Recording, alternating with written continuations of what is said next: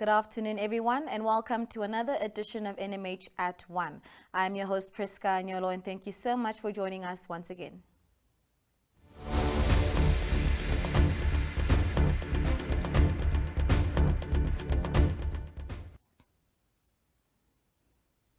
So top of the news today, the protest against gender-based violence. The Access to Information in Namibia Coalition, known by the acronym ACTION, has condemned what it said was disproportionate action used by the Namibian police force on Saturday against the hashtag Shut It All Down protest. Action Coalition chairperson Frederico Links said yesterday it was clear from the video footage of the protests that the police acted wrongly and committed human rights abuses. And during the demonstrations in Windhoek, 23 youth protesters were arrested for contravening public health COVID-19 gathering regulations. They are to appear in the Windhoek Magistrates Court today. And in light of this weekend's events, Prime Minister Sarah Kukongelwa-Madila said government intends to provide formal feedback on the public petition that was handed over regarding gender-based violence, which is GBV, against women tomorrow. And now we move on to our COVID news. Namibia may today cross the threshold of 12,000 recorded cases of COVID-19. Your monitor for today summarizes the latest data as it stood yesterday. Up to Friday, more than 100,000 individuals have been tested since March, and the average new test for the last 7 days was 879. Namibia's recovery rate remains at 82%, while 128 fatalities have been recorded. 3 deaths were recorded last week. By Saturday, 1,061 people were still in quarantine, and since last Monday, 1,016 individuals started quarantine, while slightly more people, 1,098 to be exact, were discharged from quarantine. So do join us tomorrow for another update on contact tracing in the regions.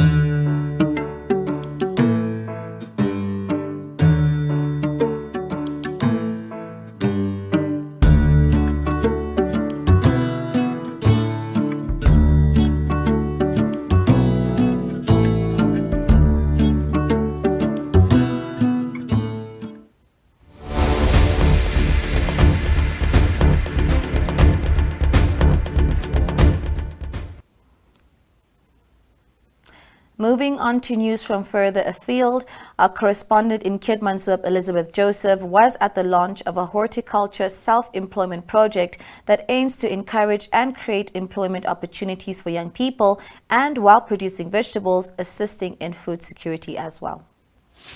Director of Ceremonies, ladies and gentlemen, I believe that as a country, we have learned some valuable lessons on the importance of self-reliance since the outbreak of COVID-19 this year. The fact that a number of our local young people have been given the opportunity to take part in this vital project is heartwarming. We have been informed by NBC News that the greenhouse construction has commenced and that a number of young people have been contracted and will be trained shortly. Director of Ceremonies, ladies and gentlemen, initiatives such as this proves the commitment of Government of the Republic of Namibia to improve the socio-economic reality of the disadvantaged individuals in our society. However, as we as country is working towards self-reliance, it is imperative that these fortunate recruits seated here today should strive for self-reliance as well.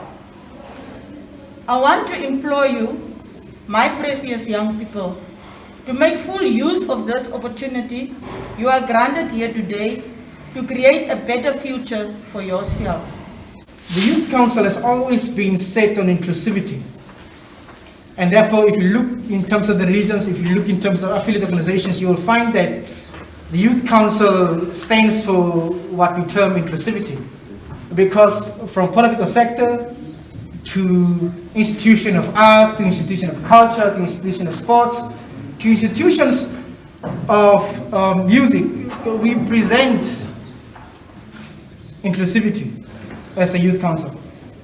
And this morning, it is not by a whim that we are honored to be part of what we are launching today as an institution. The Youth Council stands for education development.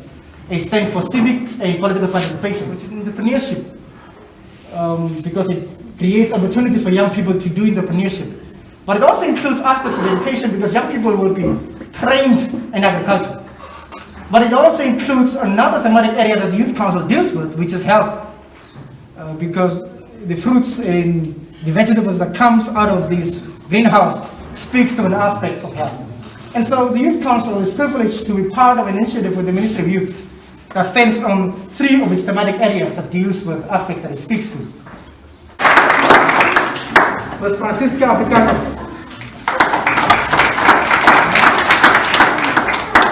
These are Flighties. Joe Kuanga. Stanley Africano. And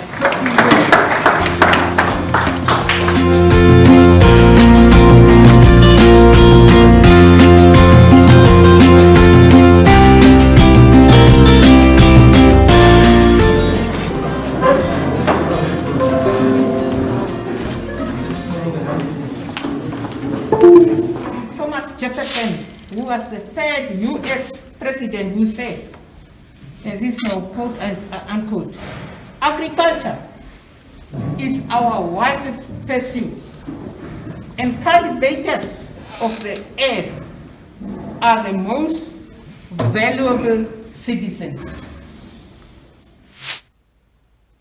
And on that note, Elizabeth, along with Tanya Bowser and Anushka Dutoit of Republican, are traveling in the south of the country this week, so do keep a lookout for them. Also from the south, Marisol Stoffberg spoke to Alma Kluter and Sonia de Klerk, 2 women who work with animal skin products and sell them between Riepoth and Kalkrand. This has been a part of their families for generations. Do take a look. Ek is Alma Kluter, woonagtig in Duineveld. En die vele projek kom nou al baie lank aan.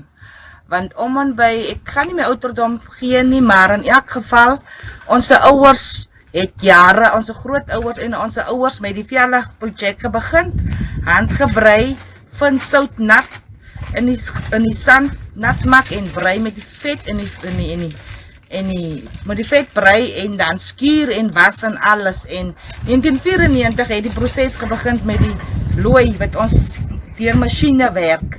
Die goed gaan deur masjiene die vel, hy soos 'n lap en dit vergemaklik dit vir ons. En soos u kan sien, ons is nou lank in die tryd en dis 'n inkomste vir ons hier op die plek Duineveld, hier teen die teerpad staan ons. Ons is klomp vrouens en soms is dit die manne wat ook inkom. En dit wat ons spesies maak is verskillende velle, soos julle gaan later sien, dis verskillende shapes. Ons maak beurse, ons maak handsakke en later in die tyd, moontlik volgende jaar, gaan ons velle laat kleur, soos nakara, verskillende klere. Okay, ek is Sonia de Klerk, ons is van die Duineveld omgewing. Ek het oorspronklik hier, waar die stalletjie nou is, het ek gebly, maar so amper 4,5 jaar terug het ek Duineveld toe getrek, omdat die skoolkinders daar is en die onkoste is so, is te veel vir oor en weer elke dag. En so het ek nou daar gebly, maar ek het vandat ek hier gekom het in 2000 het ek weer kom teruggetrek, en van daaraf is ek weer met die velle projek gemoeid. Hierdie velle het begin toe ons grootouers, my ouma en my tannies en my ouma grootjies, hulle het met die velle begin, nog toe hulle met die hand gebrei het. Hulle het met die hand gebrei, die vel is in die grond gesit, hy is gengan, dit is die woord wat ons gebruik het. Dit is gengan, dat so in die grond in sit, en dan is dit met natsand toegemaak, en die ander dag is dit nou gebrei, en is vet by gesit, en dan het hulle nou, wanneer die vel klaar is, na uitgewas is, ook soos wasgoed was, hele proses van soos wasgoed was, en dan is die vel nou droog gemaak, en dan het hulle gewerk met seninggare. Daai jare het hulle nog seninggaren gehad, wat hulle van die rugstring, van wanneer hulle geslag het hulle dit afgesny, en ook droog gemaak, en het hulle nou die stringetjies afgetrek, wat soos garingdrade gewerk het, en dit was baie sterk geweest. en dat ook hulle se velle gekleer agter met boombas. Ek dink dit was die moeniebome, ek is nie seker nie, die moeniebome se wortel wat hulle gebruik het, en dan het dit so effens 'n oranje bruin kleur, het dit gemaak agter op die velle, en dan het hulle dit nou so gebruik. En daai jare het hulle maar meestal was die vroue wat die velle gebruik het, en hulle het dit gedoen om ekstra inkomste in die huis in te bring, want dit wat die manne op die plaas gedoen het, was net vir die noodsaaklike dinge. Dit was nie soos vir toiletries en vir klere en sulke dinge nie. Dan hulle nou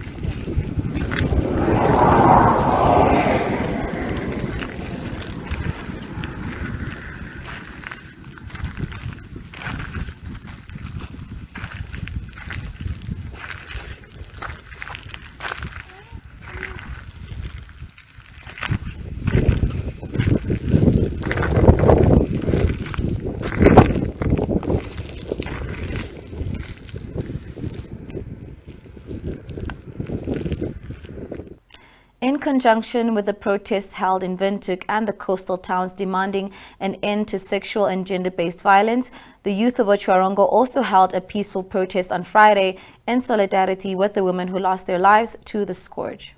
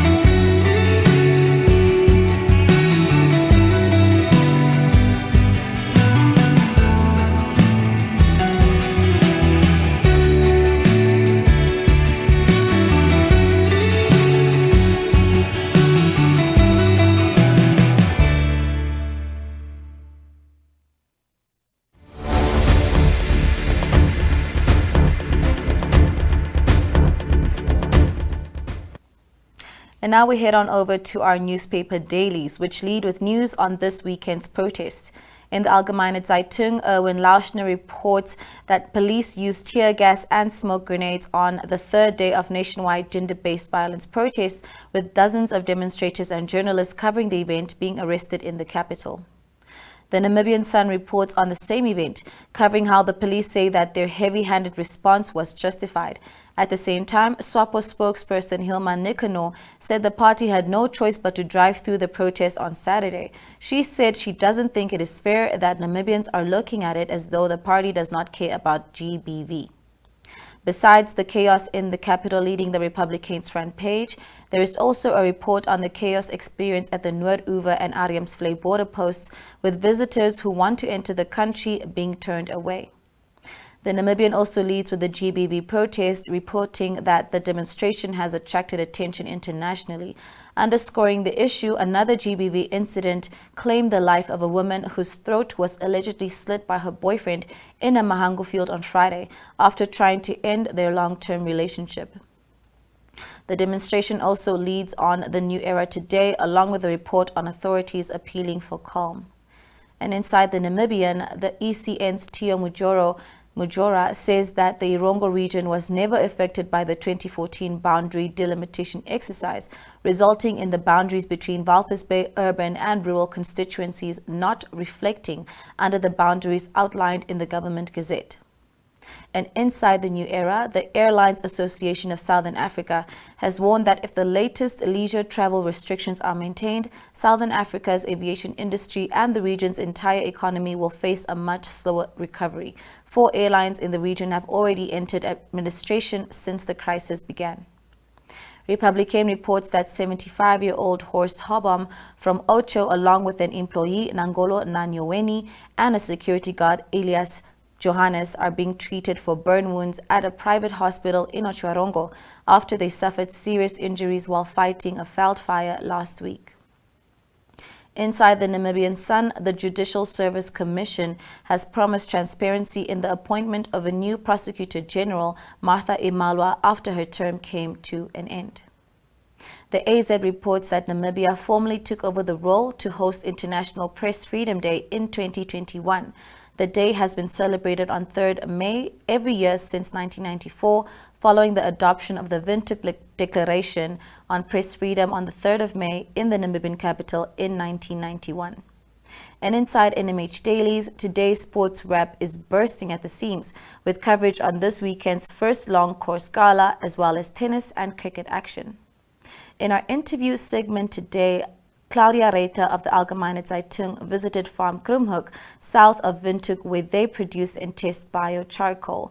Mariki Foyce explains the benefits and uses thereof.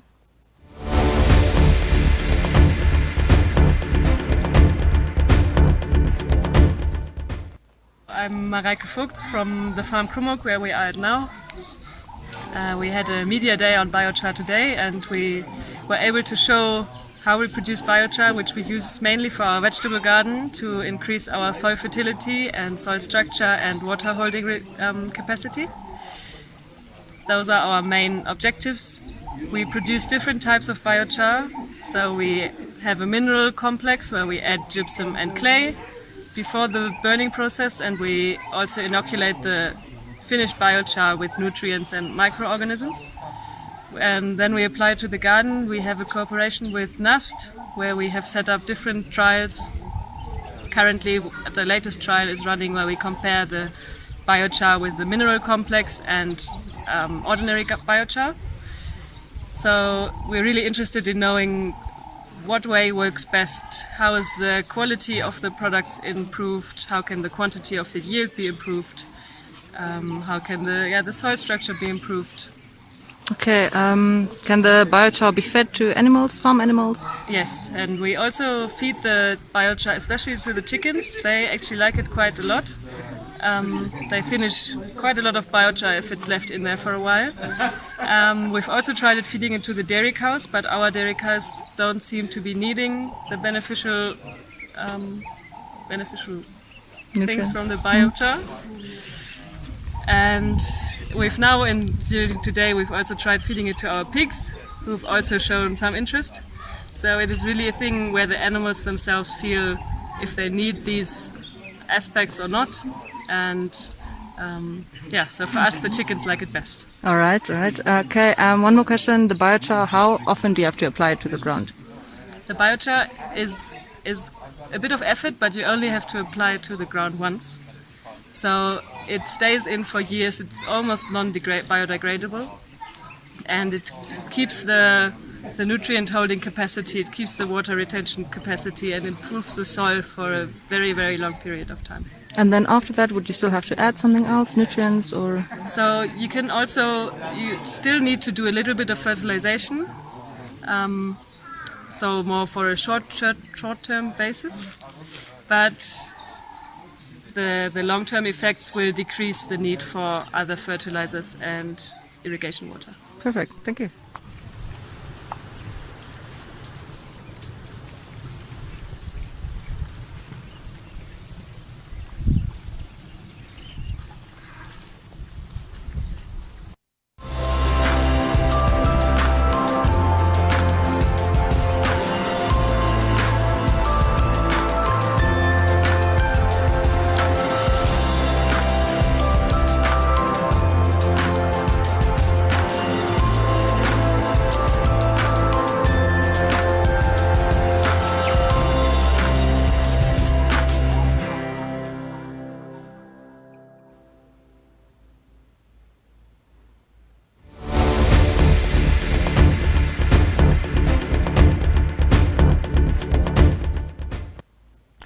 And we have reached the end of today's show. Thank you so much for watching. I've been your host, Priska Agnolo, and please do stay tuned for the weather. And I look forward to welcome you again tomorrow, same time, same place. Goodbye.